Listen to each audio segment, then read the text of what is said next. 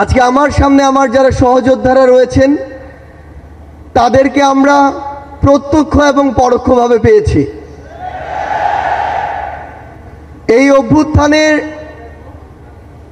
রাজপথে থাকা, পরামর্শ দেওয়া, গুরুত্বপূর্ণ পদক্ষেপে সহযোদ্ধার মতো ভূমিকায় থাকার কাজগুলো করেছিল বাংলাদেশ ইসলামী ছাত্র শিবির।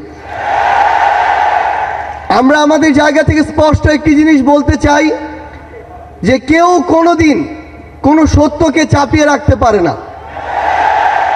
সত্য প্রকাশিত হওয়ার সময়ের শুধু অপেক্ষা। এই ফ্যাসিস্ট বিরোধী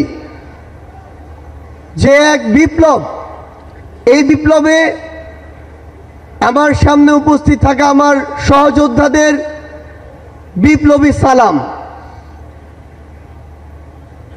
বিগত 16 বছরে খুনি শেখ হাসিনা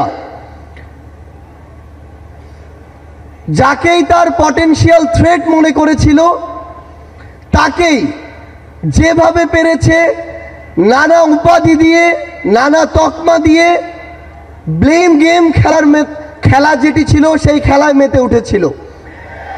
আমরা দেখেছি অনেক নিরপরাধ মানুষকে, অনেক নিরপরাধ আলেম ওলামাকে কিভাবে শুধুমাত্র তার পটেনশিয়াল থ্রেট মনে করার কারণে জেলখানা থেকে শুরু করে হামলা মামলা নির্যাতনের মাধ্যমে হত্যা করেছে।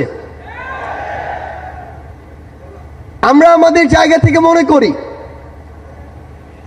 যে বাংলাদেশ ইসলামী ছাত্র শিবির সহ বাংলাদেশের এমন অনেক গুরুত্বপূর্ণ ব্যক্তি ছিল, সংগঠন ছিল, যাদেরকে বাংলাদেশে এই স্বাধীন দেশে বেঁচে থাকাটা তাদের জন্য দুঃসাধ্য করে রেখেছিল। আমরা আমাদের জায়গা থেকে শুধু আপনাদেরকে একটি কথাই বলতে চাই,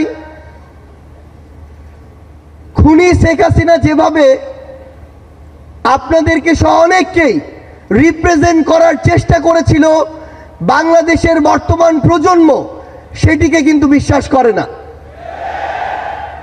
বর্তমান প্রজন্ম ততটুকু বিবেকবোধ সম্পন্ন বলেই এই ফ্যাসিস্ট খুনিকে এই দেশ থেকে বিতাড়িত করেছে এবং তার দেয়া প্রেসক্রিপশন আগামীর প্রজন্ম হজম করে না বলেই তাকে এই দেশ ছাড়া করা হয়েছে।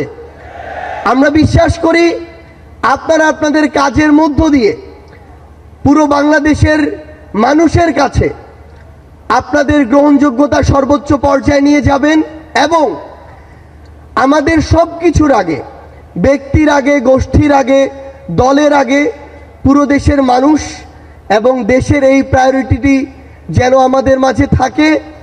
আমরা বিশ্বাস করি 24-এর অভ্যুত্থানে আমরা একসাথে হাতে হাত রেখে কাঁধে কাঁধ মিলিয়ে এমনকি পরিকল্পনার টেবিলে একসাথে বসে যেভাবে আমাদের কাজগুলো করেছি, আগামীর বাংলাদেশ গঠনে দেশের স্বার্থকে সবার আগে রেখে আমরা একইভাবে ঐক্যবদ্ধভাবে কাজ